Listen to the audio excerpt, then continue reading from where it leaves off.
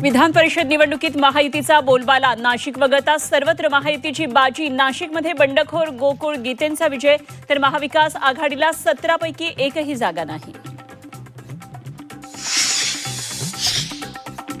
नाशिक विधान परिषदेत महायुतीला मोठा धक्का, भाजप बंडखोर गोकुळ गीते विजयी।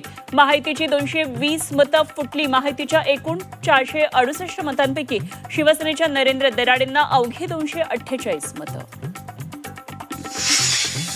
संभाजीनगरमध्ये महायुतीचे सुहास शिरसाट विजयी। महाविकास आघाडीच्या गणेश लोखंडेंना पराभवाचा धक्का, सुहास शिरसाटांना 454 मतं। परभणी हिंगोलीमध्ये महायुतीची बाजी, शिवसेनेचे सईद खान पहिल्या पसंतीचे 242 मतांनी विजयी, तर महाविकास आघाडीचे विवेक नावंदर यांचा पराभव। अमरावतीत भाजपचे प्रवीण पोटे 390 मतं घेऊन विजयी। काँग्रेसला तळ्यात मळ्यात भूमिका भोवली, हर्षजित देशमुखांना भोपळा। वंचित उमेदवारालाही केवळ 31 मतं। भंडारा गोंदियामध्ये महायुतीचे ब्राह्मणकर विजयी। भाजपच्या अविनाश ब्राह्मणकरांना 302 तर अपक्ष नरेश ईश्वरकरांनी घेतली 154 मतं। महायुतीची 10 मतं फुटल्याची माहिती।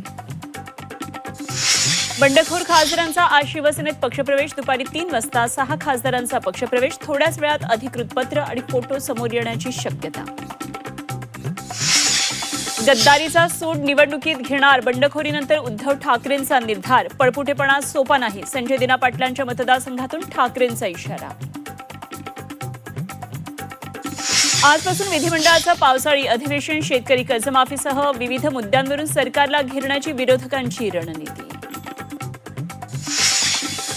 पावसाळी अधिवेशन, विरोधी पक्षनेत्या विनाश आमदार पोडून विरोधकांचं संख्याबळ कमी केलं। विरोधी पक्षनेतेपद रिक्त राहणं चिंताजनक, जयंत पाटील यांची सरकारवर टीका।